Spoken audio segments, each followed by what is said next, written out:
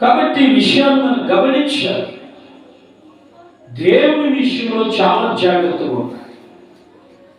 కాబట్టి అక్కడున్న యూదులు ప్రజలు ఆ రోమా ప్రభుత్వంలో గవర్నర్గా పనిచేస్తున్నట్టు పిలాతుకి తెలియపరుస్తున్న మాట ఏంటంటే, ఇతనికి సిలువ వేయండి, ఇతనికి సిలువ వేయాలి. ఏంటి సిలువ వేయాలని ప్రియులారా గమనించినట్లయితే ఇతనికి సిలువ వేయాలి. ఎందుకు వేయాలి? అతను ఏం తప్పు చేశాడు అని అంటే, అతను తప్పేం చేయలేదు.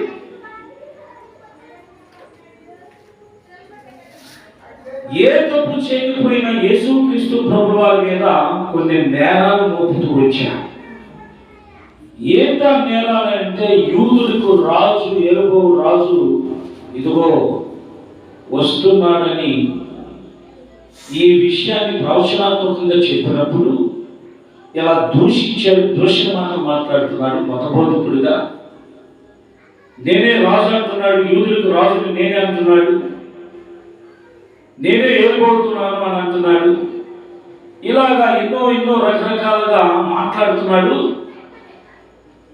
నేనే తండ్రి అంటున్నాడు, లేకపోతే నేనే యూదులకు రాజు అంటున్నాడు, యూదులకు రాజు నేనే, 50 రాజులు నేనే అని ఇలా రకరకాలుగా అతను మతబోధన చేస్తూ ఉన్నాడు.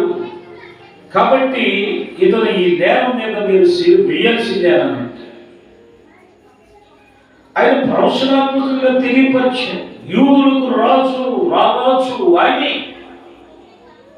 అయితే ఈ మాట నేరం ఆయన లేదు వేసి ఇతనికి సిలువ వేయాల్సిందే. అయితే ఇది ఒక గొప్ప ప్రణాళిక ఉంది. ఆయన సిలువ వేసుకోవడానికి ఒక ప్రణాళిక ఉంది.